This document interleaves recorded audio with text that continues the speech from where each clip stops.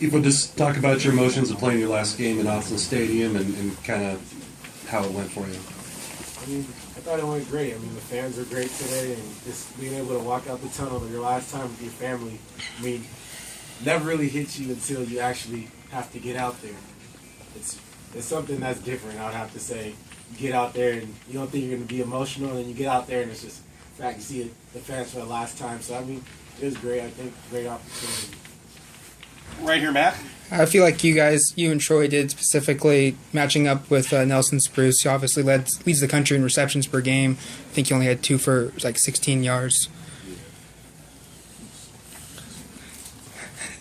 I mean, I have to say, I feel like we did a good job. I mean, he's a good player, but we felt that we were going to be able to challenge him. It would be tough for him to get open because we feel like we're quick and we feel like we could match up with pretty much anybody we go against. And I think we did a good job of forcing him to try to beat us deep, and he wasn't really able to get his short routes, and that's where he gets most of his catches and yardage, and they kind of threw them off guard. All right, Ryan. As the end of as the end of your Oregon, as the end of your career comes to an end, what are you really telling these younger guys about, what it's like to play for Oregon, and then what goes through you when you see people like Chris say make a great play like you did? I mean, really, you got to tell the younger guys you have to take every opportunity you get, and you can't think, oh, I'm just going to do it next year or next week, because, it goes by fast. I remember playing my first game here, and now I'm playing my last, so, it goes by faster and faster every year, and you think you have time, but you have to remember that you have to push yourself every day, and that time that you think you have, you really don't have, because it goes fast. Any more questions for Ifo? Right here, Gary. Ifo, I know you've been part of this Civil War thing for a long time. You're not from Oregon, but is it a different feel as you begin preparation for them this week and going into Corvallis? Ifo, before you answer, please. Doug Brenner over here in the cubicle area. Go ahead. Sorry. I'd have to say, definitely playing the Civil War. It's always a different feeling. A lot of guys know each other on the team, and the fans. They're pretty. It's pretty hectic. You go to Corvallis, or they come here, and the fans are gonna let the other team have it. And it's a rivalry game. That's how it's supposed to be. We get the best out of them, and they're gonna get the best from us. Jeff Lockey's also back there. Next question for Ifo.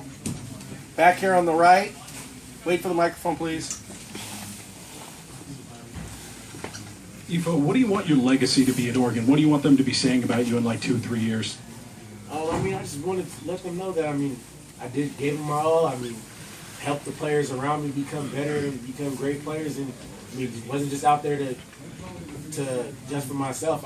Came here to play on a great team to make the players around me better and just really leave a print. I feel like the D-boys since I've been here have just got better and better every year, and now we're keeping I feel like we have the same type of standard now that we're going to have in the next 20 years. We're going to just keep pushing that forward, and that's really what I want to lead. In the back, Tom. Back here, Ifo. To that point, can you speak from what you've seen from Marcus over his 3 years here? If this is indeed his last home game, his last season, what you've seen going against him in practice and the things he's done for the program? Marcus, he's a great player, and everyone sees him do great things on game day every week, but it all goes back to what he does on Monday, Tuesday, Wednesday, Thursday, and Friday. He's that guy, first guy in the weight room, last guy out, the same guy that's the first person here for meetings, the last guy to leave. It all carries over. From the summer, he's the guy that's out there pushing everybody, and everything that you do, it carries over. It's the little things. You're never going to have to worry about Marcus being doing something bad in the community, worry about him coming late to stuff. Just those little things that really make great players great.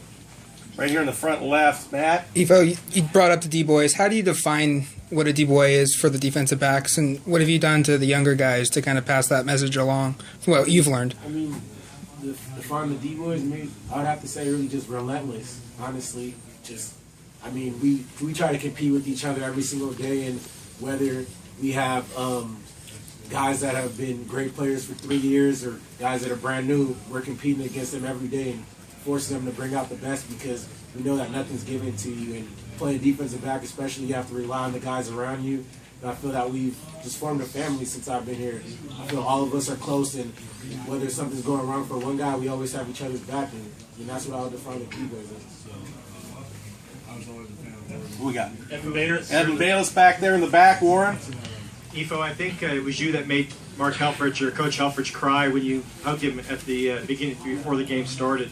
Can you maybe share what you said to him and maybe what he said to you? I mean, he just said, he said, great career, great job. I mean, really just look at your coach and you know, you don't really have to say anything. You just know. I mean, you've been around the guy for 4 years now, and you just know he's a special person. He feels that I've been a great person for this team, and it's really just that last time that he gets to step on the field and you see your coach, how much everybody's grown, and I'm sure he's probably seen the same thing for me. I'm not the same player I was when I was a freshman, and you just saw how much I grew since then, and I think that's really what got to me. Coach Pelham in the back.